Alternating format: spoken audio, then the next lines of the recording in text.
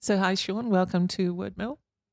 G'day, Marta. Thanks very much for having me along this morning. Okay, I'm having you on today because you've written a wonderful book called The Maltese Web, which I hear is doing really well and selling well locally. Is that correct? I'm very pleased with the way things are going, and it's currently the book of the month at the Book Nook at Umina. Mm. So that's good. So they keep sending me messages every couple of weeks to say, "Can you bring more books?" Which is always a lovely email to get when you wake up in the morning and say, "We need more books. Can you give us some more?" So that's nice. Okay, so you Um, live in Umina. Tell me a little bit about that. What's it like living in Umina? we really enjoy it. So I live here with my wife Carol, and we're recent, if you like, people who've come along to Umina. So we've been here for going on 5 years now, and we love several things about it. One is we've met some really nice people and been really welcome into the community. It's also quite a vibrant little town, if you like, which actually caught us by surprise. We've had relatives who've lived around Woy Woy Umina for quite a long time. We used to come and visit them for holidays or for weekends. And actually moving in here gave us a totally different perspective on Right. How long have you been here? Sorry, did you say going that on already? going on 5 years. 5 years. Yeah, so Uh, we came with I suppose a set of expectations because what were your expectations when you moved up? so Sorry, did you come prior to that for holidays or? yeah, we'd been like around to the caravan park, with our children, visit our relatives. Or my relatives, live down this part of the coast. My wife's mum and dad, live the other end of the coast. And I suppose we came thinking that it's about being close to the beach because we lived in the western suburbs. So, if you're going to the beach, it's an Yeah, all day yeah. experience. And when we first moved, we actually thought, well, we like seeing bands, we like going to the theatre, things like that. We'll be Mm. traveling down to Sydney quite a fair bit to go and do those sorts of things. So a couple of our pleasant surprises were, one, that there's not just the beach. We've got like an amazing environment around us with the national parks, and the waterways are so much more extensive than we had really understood. So there's so many things to explore. So we've taken on bushwalking because where we used to live, if you want to go bushwalking, you had to go out to the Blue Mountains. So we lived out near Fairfield, Liverpool, in the western suburbs, which we loved. Um, but a totally different environment moving here. And then we found there's so many things happening on the coast. You can go to the local theatre, the Peninsula Mm. Centre, Wyong, Gosford Mm. Theatre, clubs, live bands, live music. Probably not been to so many live music events. Um, What kind of music do you like?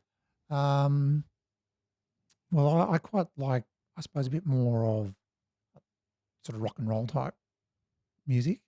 Like I suppose some of my favourite bands, around be Springsteen, U2, sort of in that 90s, 2000 era. But also like, some of the things that are more lyrically driven, I suppose. So Right, yeah. like, yeah, Ben Lee. I love listening to Ben Lee's music, and we were lucky enough to go and see him at Everglades. And what about the Um, plays? What have you seen recently? so we went to the Woy Woy Little Theatre and we saw, I think it was called Killing Kate, which was Right. actually a plot driven by a death in a book club. So we thought that was a quite an That was interesting little one. interesting, yeah. Yeah, so that was on a couple of months ago. We saw that, so Mm. enjoyed that. So they're just like little bits of the coast that really jumped out and surprised us, and we seem to be in a fortunate place where you get people, both sort of local artists that you see, but also ones that are more well known that seem to come up, do a circle of the Mm. coast, probably practice their art and their craft and get their gig hat on, and then go on their nationwide tour. And you go, we wouldn't get to see them unless they came Yeah. up to places like this. So So that was Sean, a did big you surprise. retire to the Central Coast? Are you retired or are you still Um, working? I'm retired now. Yep. So when we moved up. We were, as one of our friends said, we were part of the refugee migration from Sydney. That we had Mhm. long-term plans to come here to Umina. And Mm. so when we moved, um, we we had to like get a house set up, and so we worked for a while, and luckily able to work from home. And my wife kept working from home longer than I did, and then we went. We don't really need to keep doing this if we don't want to. So we found a way to then retire. So what were you doing before your retirement? So I was in corporate. So I worked as a IT project manager mostly, in banking and finance. Mm. So I did that for close to 30 years or so. So that's pretty obvious what drove your book then. It was a part of that. So looking for a storyline, which I lent on some of my experiences in banking and finance, and then melding that into an interesting human story set in an unusual place. So it was bringing those several different elements together. So you brought Malta into your book, and from what I understand, from what I've looked up about you, your wife or your wife's family is Maltese. Yes. Maltese heritage. Yep. Yes. So her parents were part of sort of the Maltese migration that came out around the war and immediately after the war. So she's of Maltese descent. I always refer to myself as being Maltese by marriage. And you were born in the wrong country? I don't necessarily have what would be typically Maltese traits, if you like. When I go and talk to different groups, particularly Maltese groups, one of them, I say, I don't typically look Maltese, and they laugh. Oh, of course you don't look like it. I don't typically sound like a Maltese person either, even though I do speak little bits and pieces of Maltese. Look, what is the Maltese culture like? How would you describe it?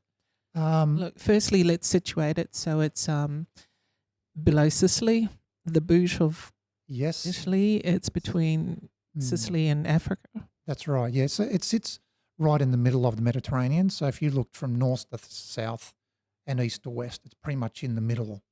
So it's about 90 kilometres from Sicily. It's about 220 kilometres from Tunisia and about 300 kilometres from Libya.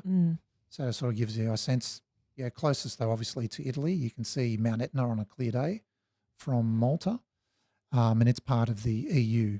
So if you think a little bit about its heritage, that everyone who looked to control parts of Europe and the Mediterranean controlled Malta. So it's almost like that stereotypical melting pot of cultures. So you have everyone, going back, from the Phoenicians, then up to more modern times, the French and the British, and you have the African influence because of the big Arabic influence. So that's that bit of a melting pot. And when you talk about the Maltese culture, I can't actually say that there's a Maltese culture, because what I found of growing up in a Maltese community, and to put that into context. So I lived at one end of a suburb and Carol lived at the other end of a suburb, and it was a heavily Maltese community, multicultural, but that's where a lot of the Maltese moved to. And I suppose my impression of seeing that part of it was all about very hardworking. It was about family. Religion was a big thing. But it was almost like I didn't see sort of the cultural side of things or the broader aspect. It was about setting your family up, building a base for your family, and that's, which I suppose is a typically migrant sort of experience. It's country may new country not necessarily see the you don't necessarily speak the language. But how does its geographical location not influence language? What is the language like? Is it a mix of? It's a mix. It's quite an unusual mix. I mean, typically or technically, it's called a Semitic language, but it uses the Latin script. But when you listen to it, so if you have friends or colleagues that may come from a more Arabic background, say Lebanese, or that part of the world, it will sound more like that than someone speaking Italian or French. But there will be a little bit of Italian, like the Maltese will say ciao, like the Italians would say ciao, or grazie, and a morning welcome will be bonjour. So that'll be a very interesting place, wouldn't it? Very interesting place. The history is long. Yeah. Language is interesting. What's the food like? Is it more Italian or it has more seafood? A lot of Italian influences, so pasta based. But then, some of the the sort of more African influences with the beans and the spices, very typical African. They'll have, Mm. a particular dip, I suppose I would call it here, called bagilla, which is broad beans sort of mashed up Yeah. into a nice smooth paste with garlic. Yeah, that's typically would be African. Where one of their other sort of staple foods would be a dish called arragino foreign, which is basically a version of baked macaroni. You think about it. Yeah, so Yeah, there's a lot of countries around the more Mediterranean that detail. it's just pasta orientated. Yeah, and then of course, then you don't want to start international conflicts, because then you have all the things that have things that would have a pastry with ricotta or a cheese into it. Yeah, so like the Greeks and their what's like it, pastizzi? Or Well, the Maltese have pastizzi, right? And it's Yeah. Maltese favourite. because I think the Greeks call it, or it's very similar to that as Well, well. they The have name as well. Yeah, well, I think And they the similar bake one it. would be spanakopita, which Yeah. has a cheese with a Spinach phyllo pastry. yeah, that sort of round. And then if you go more into the Balkans, they'll have things like burek, which will have a cheese with that. Yeah, so everyone has something, and I think it talks to that sort of everyone. Let me tell you a integrated little with bit about things. the island where I'm from. We have this dish called minus, because people don't speak English really well. So it's got a mayonnaise dressing. Oh, so they've right, ended okay. up calling it minus.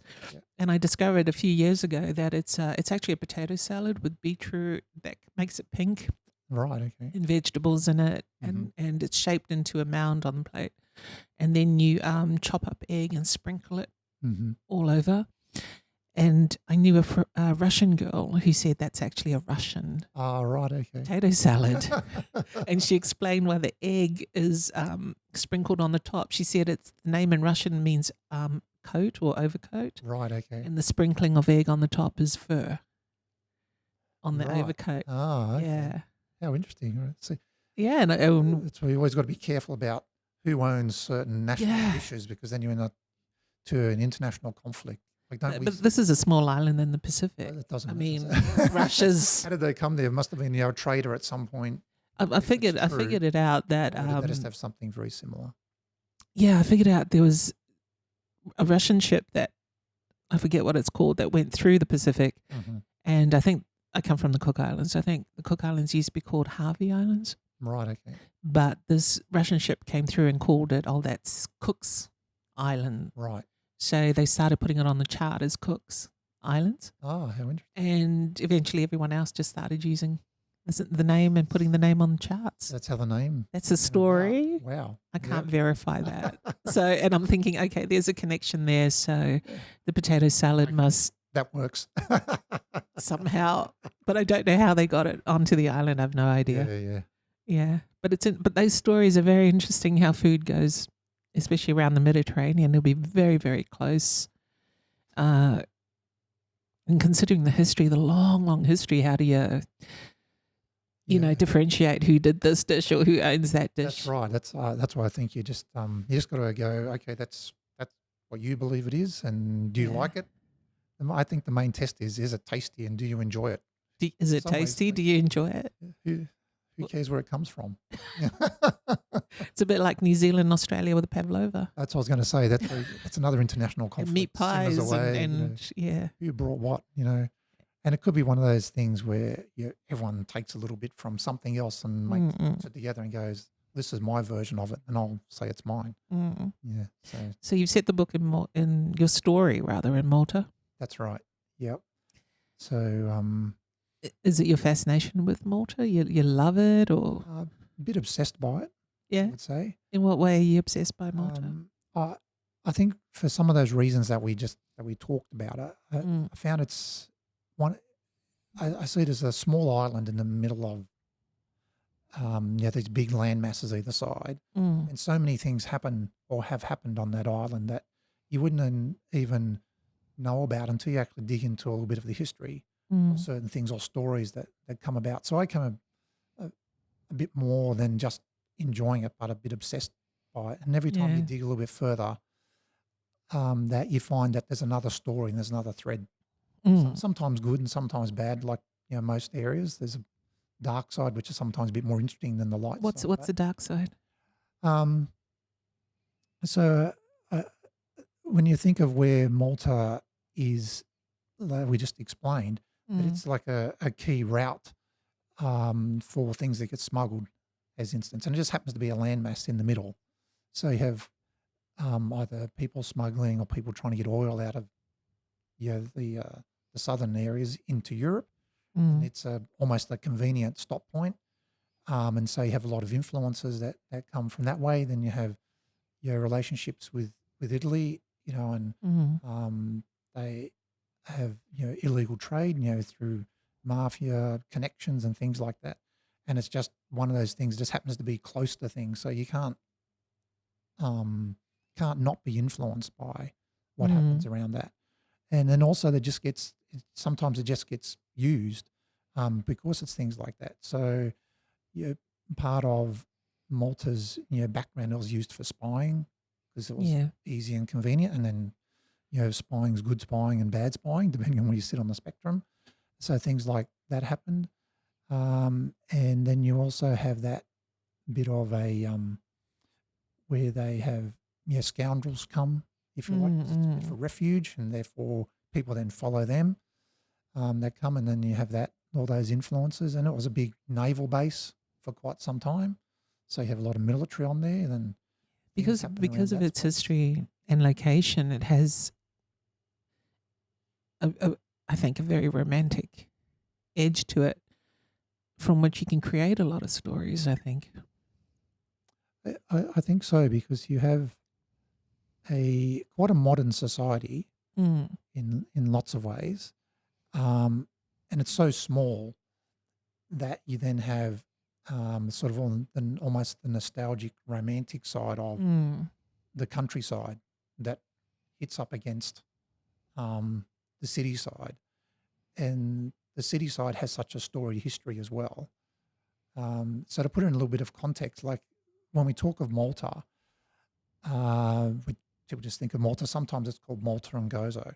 It's Mm. basically a little archipelago of 3 islands, and the main island of Malta is only 27 kilometres long by about 14 kilometres wide. Mm. So here from Woy Woy, how far does that go? It's not that far. I think it's roughly 6 clicks from here to Umina. Woy Woy to Umina. Is that Yeah, what you're trying to, or you mean yeah. the whole peninsula? Well, from a peninsular perspective, at one of my talks I did this. I can't remember Mm. if you've been up to sort of around Wyong and out Mm. to Erina, sort of Malta would fit within Oh, that okay. quite comfortably, right?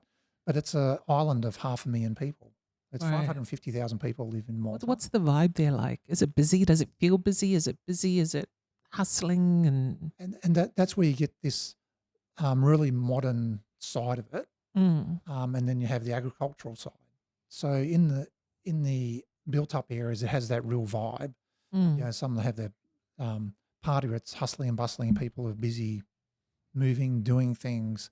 There's a large cultural scene, a lot of artistic scene, serious about their food, serious about their education. Mm. And you go out to the countries, and which is only might be 3 or 4 kilometres away, and it's a much slower. What do Um, they grow? Not a lot of things, to be frank. Okay. They import a lot of their food, but they do have an agricultural sector up in the north of the island. So they would have some produce. So strawberries is big, Right. tomatoes. They grow potatoes. So sort of staple Mm. vegetables. I recently found out they actually have a dairy side. I didn't realise. I thought they imported all their milk, but came across a story where I knew that they use goat's milk a lot, but they actually have dairy herds, small dairy herds, like nothing like we would have here in Australia. So So it's goat, not cow? yeah, no, they have a like a Both? cow herds. They have both, Mm. and some of their traditional cheeses are a cheese called Jabane is a goat's cheese, a soft goat cheese. Mm. Um, so if you go out to the countryside, there's also a bit of a ecotourism Mm. now. Olives are a big part of it. Yeah. Um, Do they grow olives there? Yeah, they do. They grow Yeah. olives, and some of the towns are named after an olive. So an olive, a place called Birazabuja. Mm. So it's named after olives, and Gozo is a big sort of almost like ecotourism area Right. now. a lot of farms, homegrown food. Yeah. And one of the staples and traditional foods is the rabbit. So there's rabbit farms. You have Well, a it lot of used to rabbit be in farms. Australia, didn't it, for till a few years Exactly. And ago? I found that as one of those interesting, almost like a Venn diagram, that Mm. things aren't that separate as we think. And Mm. I found a really interesting thing that happened because I'd gone rabbiting with my father and my grandfather. We usually trap them when we go out Yeah. here in Australia, and there's always a Is story that now or was that in the when past? when I was younger, when I was a Yeah. boy, people had properties and things like that, and Yeah. rabbits were a Because problem. I know and they're good that for they food. sold rabbits at the markets in Sydney Yeah, till what, about 20 years ago, maybe yeah. 15 years ago, something like that. There's still some people around that sell rabbits like a farm, but it's very, very expensive now. It's like Really? $40 a rabbit. I And remember you don't seeing the have much. carcasses at that market, and they were just loads. But people stopped eating rabbit, which is why they stopped selling them, and now it's Yeah. become expensive because you can't get it. Yeah, it's much harder to get. But the thing that I found really interesting, where some of these things collide, I always think about it like I think sort of fascinated about things that happen on two islands. Sorry, I keep bumping the microphone. That's fine. Was hearing my father's stories, Yeah. and sort of growing up and seeing that, and talking to my father-in-law and his stories and the rabbit, and I sat them together one Christmas and said, I didn't realize there was such this thing about rabbits. And then they must have talked for like an hour Wow. around the different ways that they went and hunted rabbits and the way they cooked the rabbits and sort of how it was part of their upbringing with their fathers and things like that. So I felt that was a really interesting part where we're not as separate as what we actually think sometimes. You have sort of quite shared Experiences of a time. Do you find that time? Yeah, there was within a certain time. There was definitely a certain time frame when those things, people went out and hunted more on the land, and that was maybe more of a working class meal that you could get for the family because you had the rabbitohs that would go and sell it, and in Malta you have the same thing where if you're in Malta, you used to have the guy when we lived there, we still had a little bit of it.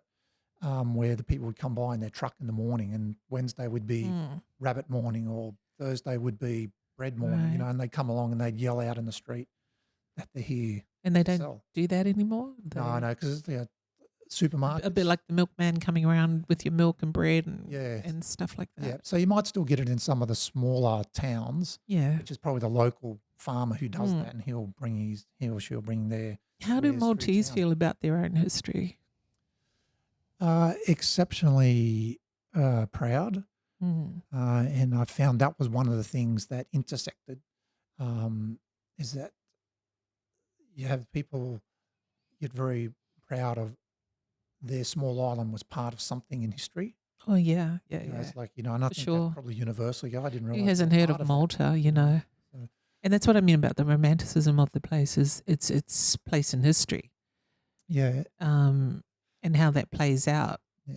And it's also, if you can imagine, some of the towns, like even in the cities, in the built-up areas, that they're streets that were built of the times of the Knights of St. John, so around 1530 and even earlier, so much earlier, and the road will still be there, and the little laneway. Do you feel that? When you walk it, do you feel it? 100%. Yeah. And sometimes you walk up some of the stairs, or walk down the stairs, and you go, how many hundreds of thousands of feet walk on these same stairs, and they're smooth and they're slippery, from all those people. And then you think a bit further and you're going, these are probably people going on their everyday lives, carrying their produce up, or maybe they were going to fight a battle in some instances, just going about their everyday work. And we're typically there as tourists going, oh, isn't this nice, isn't this pretty? But you have these sort of, if you actually step back and reflect a little bit about the people that stood on those before you. And I think that's where you get into some of the romanticism about it as well. Yeah, that's what I'm talking about, all that. Yeah, it's like for someone atmospherics. Yeah, for someone like me, that would weigh heavily. Is that history? Yeah, I would love it. Yeah, and it would just, Yeah, I always think of, like, because Valletta was not always the capital of Malta. Mm. So it became the capital after the Knights of St. John turned up, and Yep. they had a big. Malta's famous for, most people, if they've heard of Malta, probably have heard about them for two reasons. One, because of World War II, Mm. because it was relentlessly bombed by the Germans and the Italians, and withstood that, and that was part of why the Allies were able to win, eventually prevail. And the second one was because you had the Knights of St. John that were driven out of Rhodes by the Ottoman Empire, and they were given Malta as to protect, but also somewhere to live. And then the Ottomans were trying to take Malta. So unfortunately, in some ways, if people have heard of Malta, they think of World War II and the fight against the Ottomans in 1565. So sorry, just it's a little bit of context why some of this romanticism to me comes in, is that then the Grand Marshal at the time was a Frenchman called La Valette, Right. and he decided that Valletta needed to be properly fortified, but he wanted it not just to be a fortification, it had to be a living city. And it was one of the first cities that became a living city with fortifications, and so it's got a grid system when you walk through there, and so that became the capital. And then the history then comes out of that, where you have, well, this was built not just to protect the island, but for people to live and for people to prosper. And then you have certain streets where Merchant Street is still where the merchants, you go there every day and there will just be racks and racks. It's going to like Flemington markets, or, to some of our local markets, much bigger. And you go to the old market, which is built inside. So you think that goes right back to all those sorts of years. And then you can go and sit in a bar and look out over the Grand Harbour across to the very old cities, which were even before. And then you can just, if you sit there and sort of soak it in, you get that history and the people that sort of live there, and the things that they've built up. And then you go there today and you walk in, you could be walking through something that was built in the 14 or 1500s and might look a little bit shabby.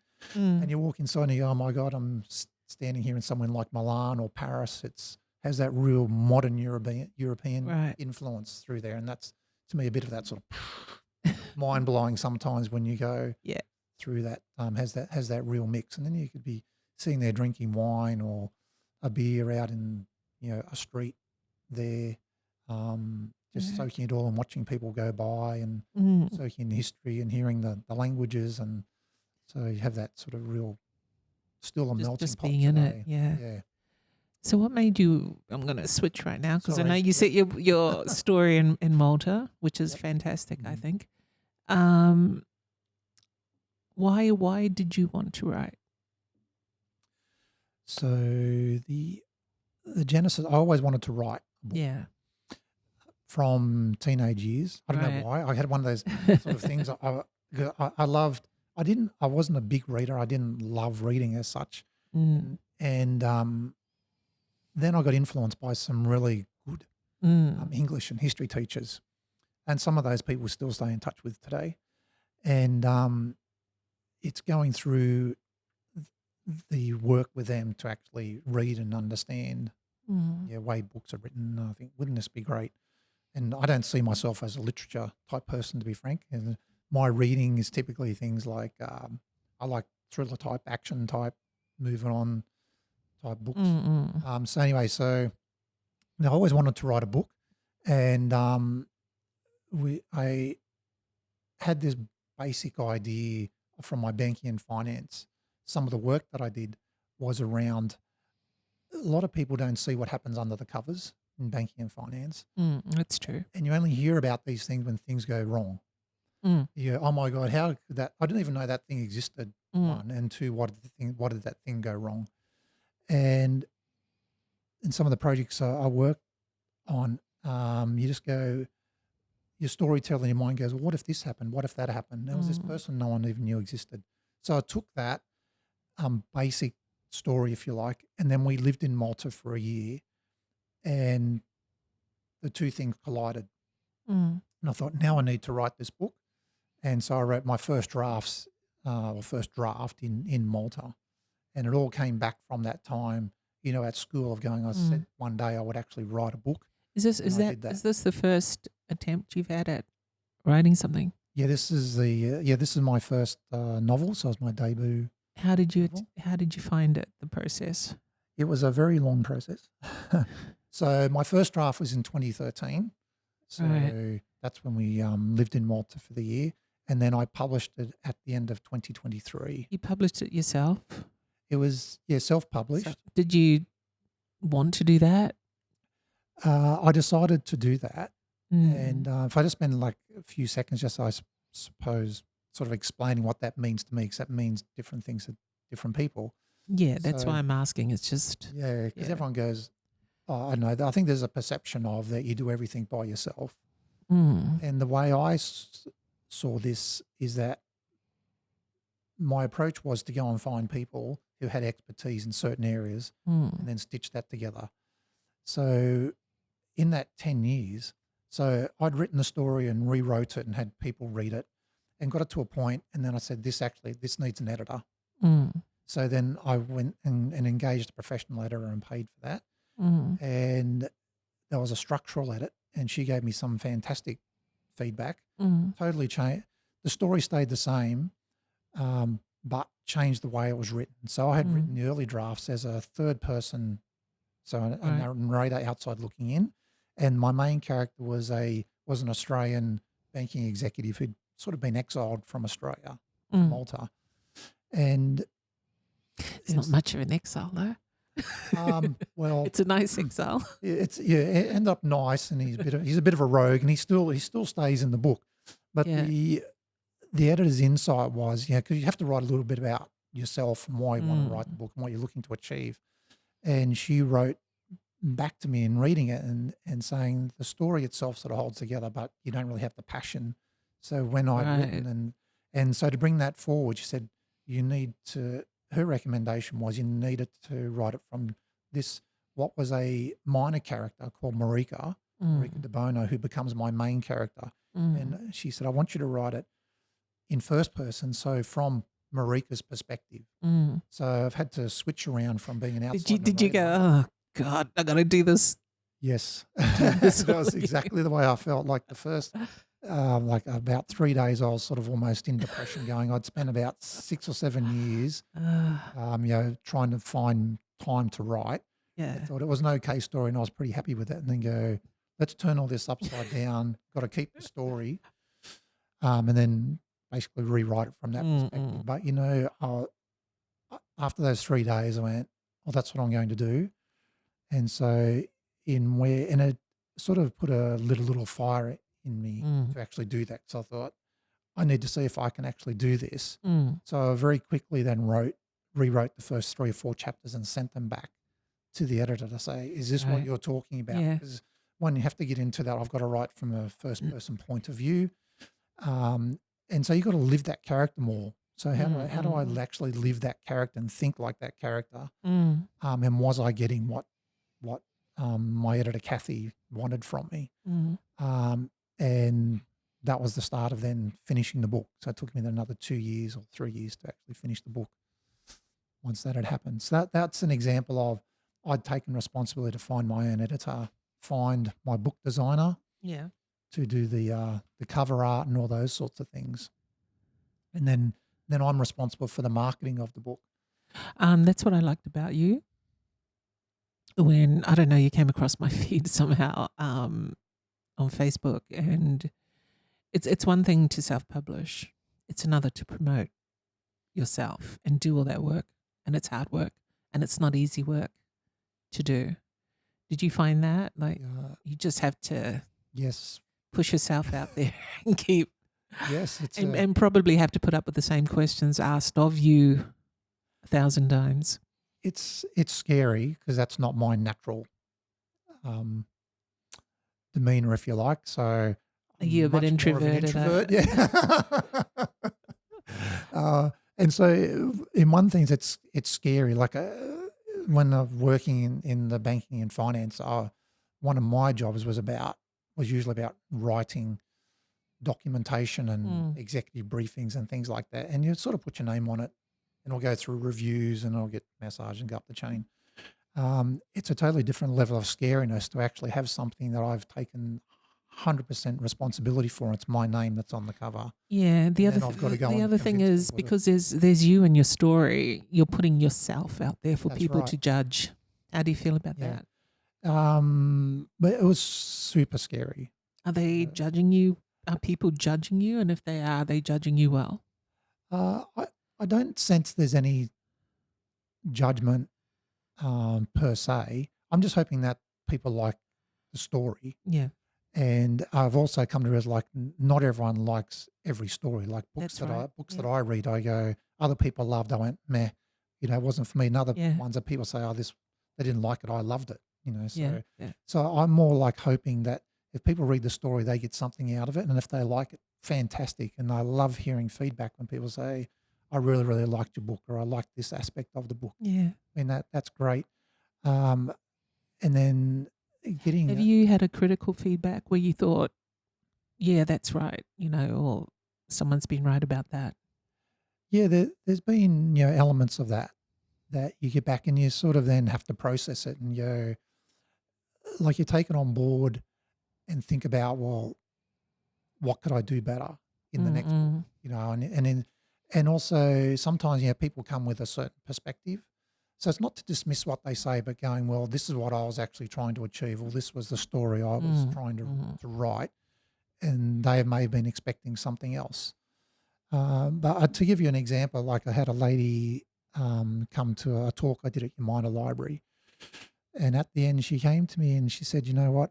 And I picked up the book and I read the back cover. Yeah. And she said, "I didn't actually think it was a book for me. It wasn't something that I would typically read." Right. And but she said once I started reading, I couldn't put it down. And I went, "Wow, like that's pretty amazing." yeah, Yeah. to me that's like, oh my God, this is like if I could bottle that, that would be fantastic." And one of the things that I said, well, why did you actually go ahead and buy it? She said, well, because I'd never really heard of Malta and I really liked the cover. So I thought I'd give it a try. Yeah. And it had been pointed out to her through the book nook, and because she was apparently looking for something a bit different to read, and they pointed her towards that. So sort of grateful for that support from the book nook, but also she thought so much of it that she wanted to come to the talk to make sure that she told me. That's really lovely. Are you writing a sequel? Yeah, so that's it's actually going to be it's a prequel. It's going to be in June. It'll be published. Are you putting things in there that you've learnt not to do or to do from this one? Both. Yeah. It's and I think that's why I was saying you can't sort of dismiss people may or may not like what they like about your book and what they don't like about the book. Elements of it go, yep, that might have been something that was gnawing a doubt I had in the back of my mind. And a few people have said that are going, okay, I need to either tone that down, or they really liked it, so maybe I need to make sure I keep that element of the story, and how you build on the characters. Or they like something about that character, or don't like that character. And it's also like some of the things are subjective, and then how you can use it. I think as a writer, taking that feedback and how you can use it. So to give you an example, that I had my sister-in-law read the book, one of the early drafts, and some of the things that I wrote in there, because I was seeing it through a man's eyes. She said that some of the descriptions she found a bit uncomfortable because it's really like what? It's like a man's observation around maybe the way a woman dresses or where they walk. Like it's not. I love that. I love it. I love it because it's a man's perspective. It's something that I don't know. Yeah. And it's nice, I think, to know that. Yeah. Whereas men writing women quite often, not yours, don't write women well. They've got women doing things, behaving in ways that women don't behave that way. So I think that's a couple of interesting threads. So I think if you wrote that perspective, I would love it. Yeah, I would like it very much. So what I was able to do when I asked her, which parts specifically did she find a bit like she didn't quite like it, and so then my wife said, what was it? Didn't really. It was a way that in the Australian character's called Brian Williams, and I'd say like this is all fiction. So I've Mm. made this up. It was his observation of he went to a meeting, and his observation, the way he described the receptionist in his mind, Yeah. like he found her attractive and some Yeah. of the Yeah. features Yeah. he talking about it. And when I wrote it from Marika's perspective, I actually kept some of those scenes in, Mm. and it was Marika seeing the look on Brian's eyes Mm. and how disturbed that she was, Mm. and comments that he made. So, from a woman looking at a man going, well, that's not a very nice thing to say. I wouldn't actually. You know what I think, Sean? Yeah. Impactful stories quite often are the ones that make you uncomfortable. Yeah. Stories make you think. And when you write a character like that, you're telling about that character. Mm. Sure, it may make us feel uncomfortable. Sure, a few things make us feel uncomfortable, but they're impactful. And it depends what you want to, I think, put in your writing. Yeah. Yeah. And where that came from is like, I didn't just get rid of that scene. I actually turned it around because because Marika is a very strong Maltese woman, and she has a real sense of what right and wrong is. And it was through her eyes around, there was a judgment going on about another woman that she wasn't comfortable about. Yeah. So it was sort of more like the way that Brian was treating her was with a level of respect, Right. because he could, she's like a senior intelligence officer, where this other woman was not at that level. Beneath, yeah. So you got like, that power play. Yeah, so it was power like struggle there. Her interpretation of going, I don't think that power play is quite what it should be. So you sort of feel her bit of internal disgust about that. So it's just an example of where you get some of that feedback, and I could have just dropped all those things totally and went, actually, I can use that feedback to turn it around to actually explore part of that character and the way that she thinks. Yeah, it's good you did that. But my advice would be leave it in. Yeah. People feel uncomfortable. Well, you've conveyed that really well then. I think if that character's making the reader feel uncomfortable, then they're right in that space where the woman is. That's that space. Yeah. And it sounded like you did that well. Yeah. So that's I hope so. And that's that's also one of the challenges. And one of the questions I got asked, I was at a writers group recently, and they asked about writing from the perspective of a woman.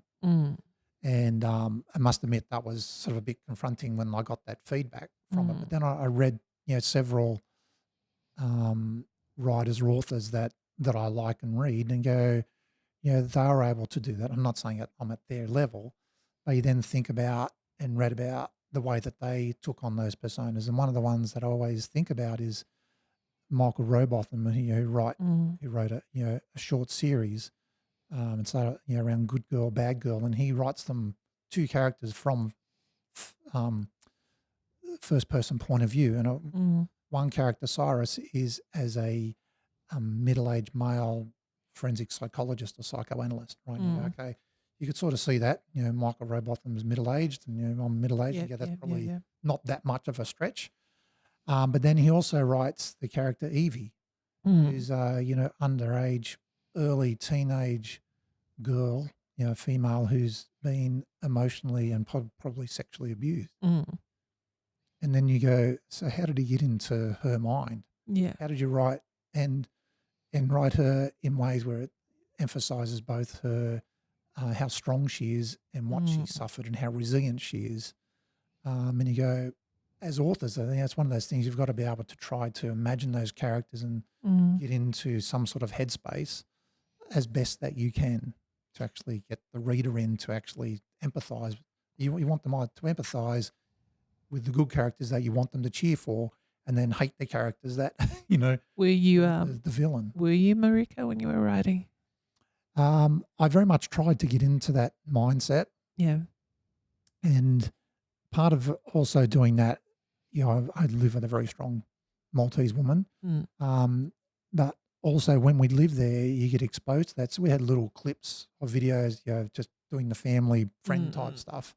And we could also reach back to ask certain questions. So you've got, at times, you've got to be in your character's mind sometimes. And, to time, even to the times of going, that's not what Marika would say. Marika would not say things like that, so you got to try and get into your character's head as best that you can.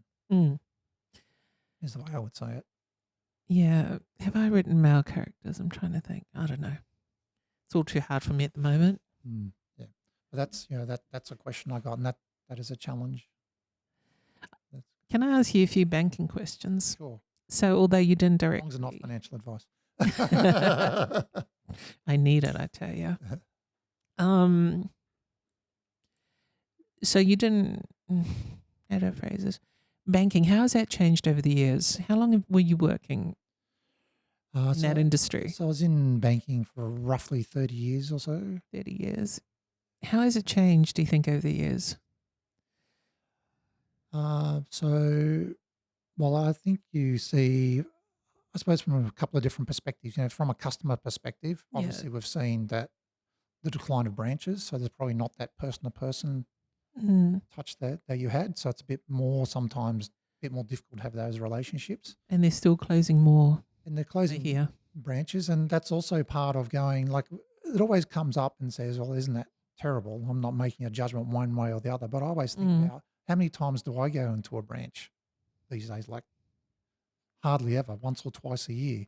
Right. Because on the flip side, what they've also done is invested so much into technology. It's on everyone's phone.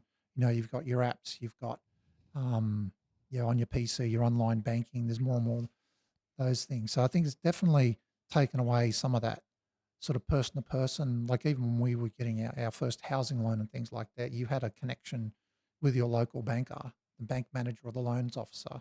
Now it's more like, you're going to ring up a call center or do something online and someone might call you back. So I think there's definitely some of that relationship. What do you think of this cashless way of doing things? I think that has both sides of it, where I can definitely see the cash perspective. If you, again, from a customer's perspective, is that if you have a technology issue, what are you going to use? So there needs to be some role for cash in that perspective. But how convenient is things like tap and go, or jumping online and doing a payment transfer, doing a pay to. There's that, there's those sorts of things. I think it's definitely going to be almost like a generational thing that's going to happen. Like, as people that rely on cash, to be frank, they'll get older, they'll die. And you look at the younger crowd, and even, in my age, it's like, so many of us rarely hold cash. You might hold a little bit on the back of your phone just in case someone's terminal doesn't work and you want to pay for something. You might have $20 or $30 with you max, but it's so much just reliant on your phone and your cards. So I think it's inevitable. It'd probably be like checks, though. It'd be a long, slow death. I have issues with that. Yep. In regard to control. Where you've seen your control of your bank account and the fees change over time. Yeah. So So there are swings and roundabouts for all those things. I think the other part of it is the awareness people have now around the security around it. It really comes to, who do you trust with your money? And I mean that by, there's so many like scams and things like that happening now. Is that really, you need to have that trust in the institution almost stronger than what it used to be. Yeah, it's not, well, I have issues with banks and fees because I come from a generation where you had bank books. Yeah, I'm the same. Like, I get annoyed with some things where you get a letter from the bank and you're going, oh, by the way, now we're going to charge you $10 a month for this, or it's going to cost. Well, I remember when banks used to say, bank with us and we'll give you this much interest. Yeah. As soon as government started saying that we had to have our pay electronically paid to us, then that's almost switched overnight. Now you pay us a fee for handling your money, whereas basically the week before it was, we'll give you this much interest if you bank with us. So that changed on a dime. Yeah, and I think those things will continue to change. So just the way it is, it's not always going to be fair for everyone. I don't think people are going to be more. I don't think it's fair for anybody actually, except the government and the banks. But that's the way the world's going. And the control I'm talking about is your money's in the bank. This worries me. The government can stop it at any time if you don't comply with whatever. It has a possibility to do that. If you don't comply with whatever it wants you to do. Those are the issues I have with it. Yeah. But I'll be dead soon and nobody's going to care. So, but I think it's interesting, like if you take a sort of a step back from the things that it, from a storyteller's perspective, the things that it opens up to you. Because if I give you a bit of a snapshot about what my book, and let's tease some of this out. right. So you have a, so it's Marika De Bono. She's Malta's best financial investigator. And her job is to identify and detect possible financial crime. And in this instance, so she's trying to hunt down some Russian criminals who are trying to use Malta to perpetrate financial crime. And she comes across a whole web of secrets and lies and deceit. And she finds this shady character who she doesn't know what is, called Ilbrimba, which is Maltese for the spider. And as she goes about trying to pull this web apart, she finds a link to her father's business. And so now she has this professional versus personal ethical debate about how much does she want to pursue maybe what happened to her father's business and her job, and do they intersect or not. So she's got to try and pull that apart, and she's the eldest daughter in a Maltese family. Now, one of the things that Malta being part of the EU is that if you get access to the EU, you get access to the financial systems, you get access through Malta to the European financial systems. And so it's a real target for money launderers. So you go to the way that banking has changed, is that then you have people trying to open accounts in false names so they can shovel money through. And the banks are trying to detect, is this legitimate or illegitimate money? Now, in the old days, if you watch some of the older movies, it would have been people trying to scrub out checks, change the amount on the check. And so criminals become more sophisticated, and then the banks need to be more sophisticated, and governments need to be more sophisticated in how they identify what's legitimate and illegitimate. So from a storyteller's perspective, you can then see both the sort of technical things that happen in the background and the people that are trying to fight it, and then what happens as the human part of it. So, what happens to Marika's father, who's an old school farmer, he has to deal with the banks and has banking relationships and things like that. So it's trying to bring those things that have a real world consequence to light. So I think that's something that it's great to explore. Yeah, through those things different perspectives. I could have left that as a historical sort of thing, but that would have been much harder than to write. So what do we got? Of money. What do we have to look forward to in your prequel? So in the prequel, it's how does Marika get to this point? Right. Because in it you talk about another case she had where she stuffed up. That's right. Yep. So she's in the Maltese Web. So she's trying to save her career and deal with these personal issues that are happening in the background, like through her father. Her marriage has fallen apart. She has these issues, with her mother, and how does she work with her sister to that together? And people are asking, they love Marika, such a strong character. She's got this real sense of right or wrong. How did she get there? She's very black and white. She can be very black and white. And so I've written a prequel, and the working title is Deception Under Maltese Skies. So how does Marika get from... How did she become this? The point that she is there. And so hopefully when people read Deception Under Maltese Skies, that then they read the Maltese Web, that they would see a change in Marika. They would see some growth, not necessarily how's from her prequel to yeah the Maltese Web. So I had never had a idea of writing a series. So I'm trying to the book. The intention is that you could just read the book and go, I love the book, and I'm finished with it, right? But if you want to, you can find out how did Marika get here, and then there'll be a sequel which says, well, what happens after this? So trying to have that character arc that you actually see a woman change where she's come from. Yeah, exactly. She wasn't as strong. She was or possibly. I don't know. It's your book. No, it's your story. Say, well, you don't know. You'll need to read the book to find out. So that's so there's one coming out. So at the moment we're deep in editing book cover design again. So going through that process. Has your writing style changed, or? I think it's matured, and I felt better within myself. And then I've given a couple of people who read the Maltese Web, I've given them the manuscripts to go through and give me that feedback. So because it's got to make sure you got to have that consistency too, don't you, with the character?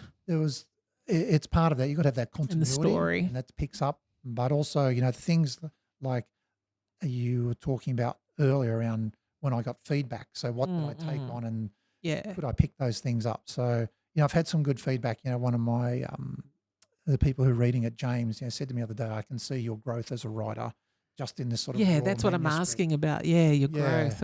So he said it jumps off the page that you can see how your writing's developed. So that really good piece of feedback. That's fantastic. Yeah. And then again some of the the feedback of going I like this bit, I don't like this bit. It's sort of how do I deal with that, and getting some other feedback. So deep within that that process. And I think that probably leads me to another point. Like we started the conversation around moving to the coast, and part of that was when we come the community that we found through here, and that then manifested itself into writing the book and the marketing and being pushed to do some of these things. So just briefly, so I've always read this thing about you've got to find your tribe as a creative person. And I didn't really understand what that was about, to be frank. I never really got it. Yeah. But what I found in the friends that I made and contacts that you make, when you have two-way relationships, they can both encourage you and push you to do things. So I think, we made a bit of a community through meditation group that we joined up here when we first moved up here. Okay, yeah. It's now called Meditation HQ. It meets down on Ocean Beach on a Saturday morning. And so we've made some lovely friends through that, and they'd given me some encouragement with my writing, and had some very avid readers, which I didn't even realise when you come there. And so I had that. And then I was also going to the local library and became part of a little sort of chat group, not about writing or anything. And that was something that then I got to know the librarian, Rochelle, and one of the other library senior librarians there, Janelle. Just happened to have a chat, and I said I was writing this book, and then they encouraged me, pushing me, when's this book coming out? When am I going to see this book? Yeah.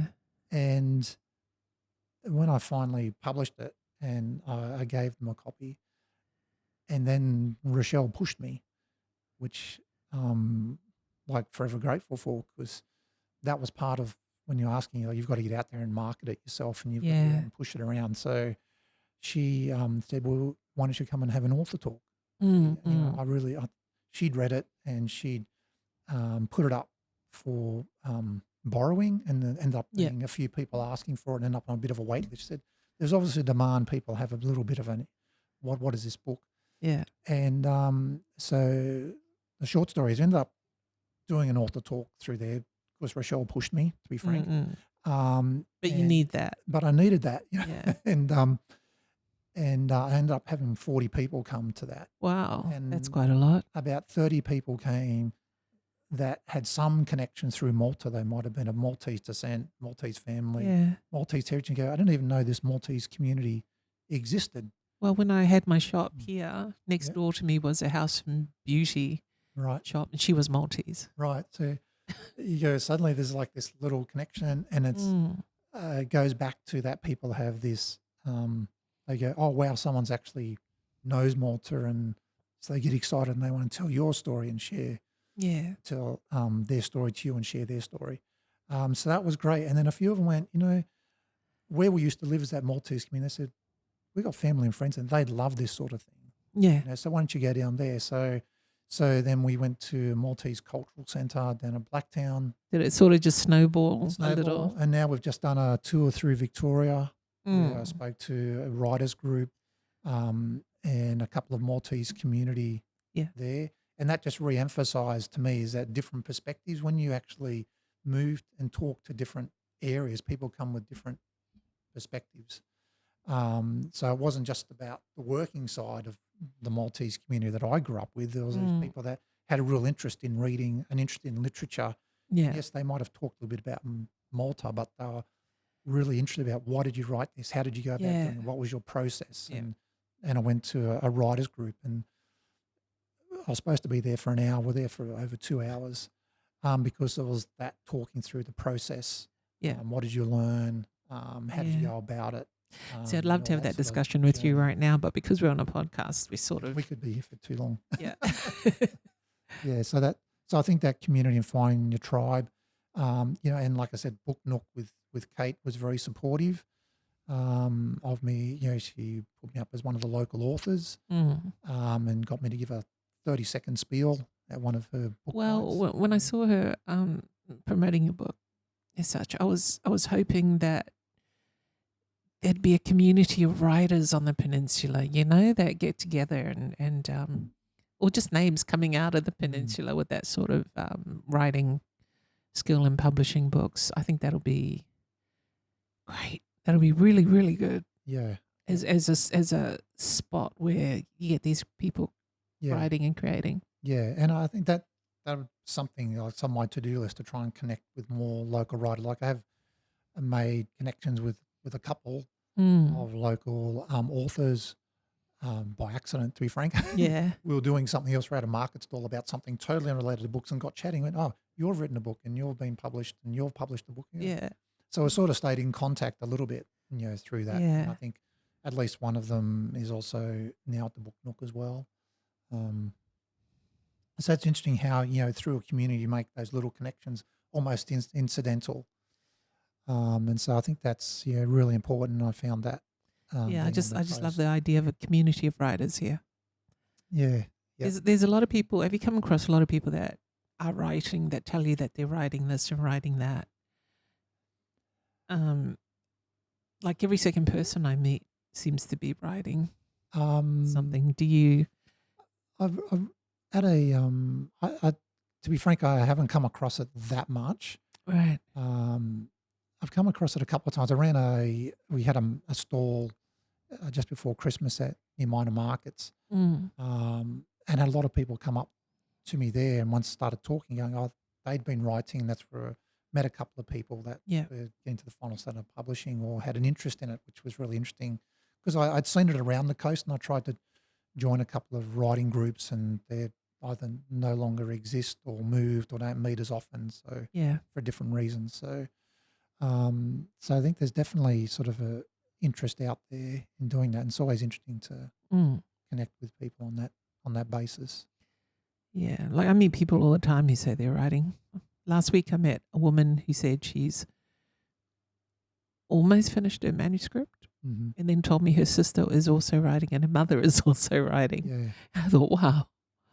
Yeah. So you meet them all the time. Or when I had the cafe, there'll be people saying they're writing something. Yeah. Or people meeting in the cafe to swap or to look at their manuscripts and nobody published though. I suppose that's a difference. Well, it's hard. I mean, one of the biggest lessons I had was how hard writing is. In some ways, the writing itself is what is easy, hard about it? Sure. Well, one, it's to find the time to do it, and then getting the words the way you want the words to be, but then it's persevering to get through to the end. And if you don't, and this is one of the questions that discussion I got into one of the writers groups was going, this lady was really passionate about getting this thing finished. And I said, but she kept tinkering with it. Yeah. And at some point you just got to stop tinkering with it. And I said, my approach was, there's a thing that I read somewhere, or one of the authors I follow, they said they had this vomit principle. So their first draft was, don't try to get the first draft, but just get it all down, because until you've got something all down and written, you've got nothing to work with. And then the editing part is the really hard struggle part, I find, because you're going over it and going over it. And it's things about, is my character developing the way I wanted it to develop? Is the pacing right? Not even worrying about the grammar and at that level. Yeah. That's a whole another level of editing. But it's those sorts of things that you then grind through, and then you got to have the excitement to go. And sometimes I go, oh my God, I felt so good. That came so well, much better. That what I wrote today, I was really, really excited about. And go back the next day and you go, and it's crap. Oh, that was really bad. But it's there. It's there. It's there. You can work. Yeah, you can work on that. Yeah. Okay. Yeah. So look, I've had a lovely discussion with you about your book. Is there anything that you want to ask or talk about, or is there something I've missed that you might want to bring up? I think we've covered a lot. I suppose I just want to come back to a little bit about that community aspect. Okay. Because a lot of these things don't happen unless you actually do find the community connections that you have, and they need to be a bit of a two-way street. You know? And like I said, the things that I came across were almost by accident, like striking up a bit of a relationship or a friendship with Rochelle and Janelle at the library. Funnily enough, I had seen Kate a million times at the gym, and the best you ever get is sort of you wave to each other because you're busy doing your. And then when she became the owner, it's like, oh, I see you at the gym all the time, you know, and you have that bit of a relationship, and it's community is really important. 100%, you know, and then, you know, an independent bookstore with an independent author, and you know, you're all about community as well. The bookstore, right. You do that, and then, you know, doing other things. I was helping out the Peninsula News for a little while. Yeah, doing a bit of the back office stuff, you know, uploading records and stuff like that. And Mark through there was a help as well. Mark's really all about community as well. Yeah, when I said to him, you know, I like to do writing and things like that, so I did a little bit of writing for the newspaper. And then when he found out that, you know, I've written this book, you know, sort of got in touch with each other, and so he pushed me again. You know, and gave me some ideas, saying, you know, your book's not just about this; it's about broader than this. You know, think about this. And that was a really good perspective that he gave me through that process as well.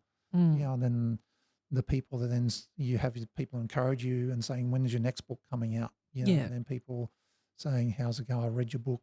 They stop you from being a slacker. That's right. You know, put a bit of pressure on you to keep going. And then, you know, people that, you know, I've had a couple of times where people stop me in the street, or you go to something and you go, oh, you're that Sean, you wrote that book. I read that book.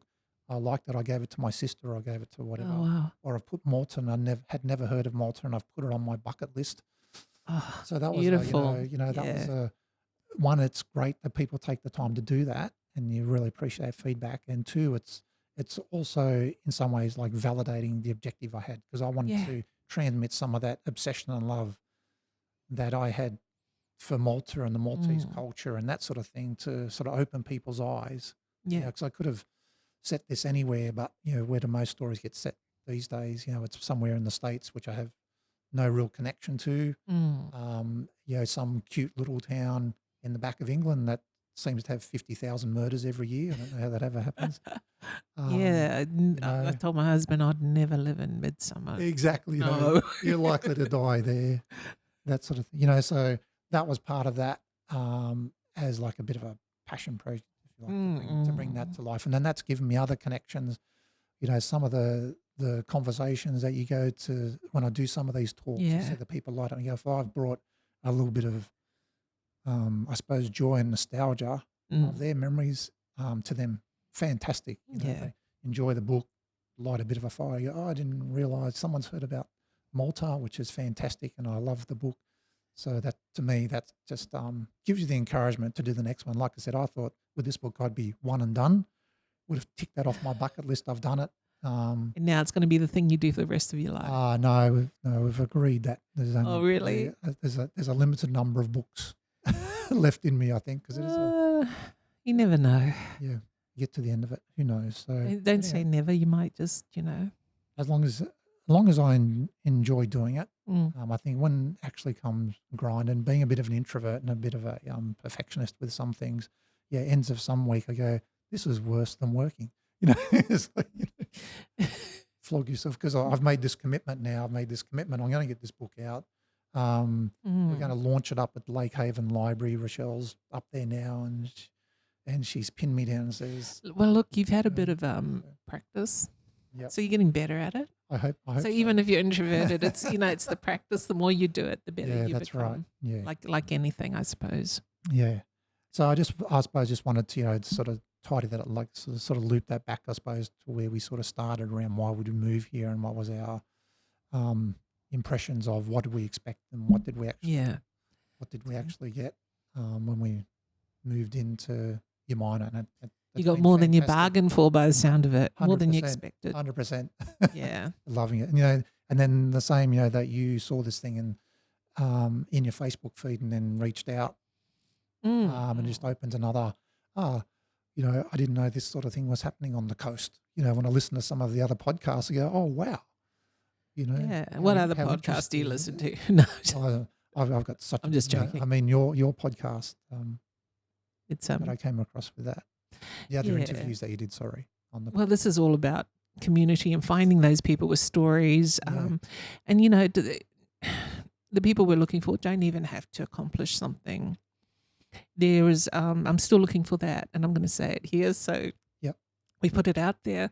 Older people who've lived in the community and seen the changes, like really old, 90 years old or something. I want to know what this place was like when they grew up, but they're getting fewer and harder to find for me to interview. So, it's just your story and what you've got to tell.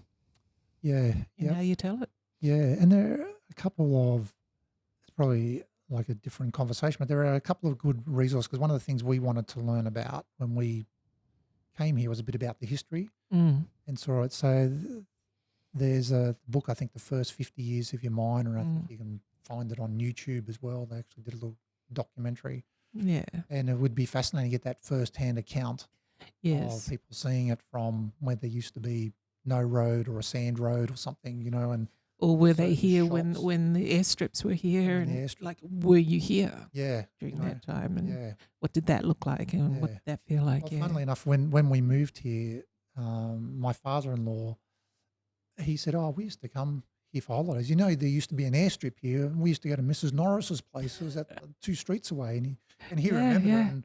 And my wife took him for a drive down there, and sort of mind blowing, because it's a lovely park. Umina Community Group worked with the council to get that done, and it's a lovely resource. And when people go, don't you realise this used to be an airstrip? You go, really? And they want to find the story. Why was it here? Did planes come? How long did it exist? And there's stories about all those sorts of things. Yeah. It'd be great to be able to find some people who might have. Yeah, to talk about their lived experiences. Yeah, maybe, flew an airplane onto that strip, saw one arrive. That'll be interesting. There might be someone out there who might hear that. Yeah, because another thing I like learning about is